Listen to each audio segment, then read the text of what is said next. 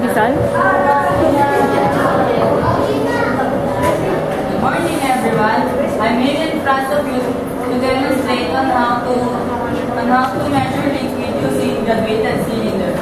I am Joshua, and this is my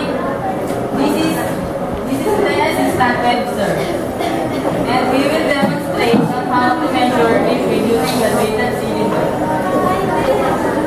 Okay, I will instruct you on how to measure liquid using graduated cylinder.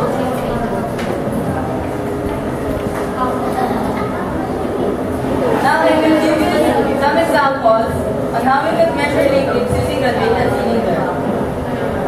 An example I will give to you is this water is chlorine. When we measure it according to the length in the graduated cylinder and has a milliliter mark or ml.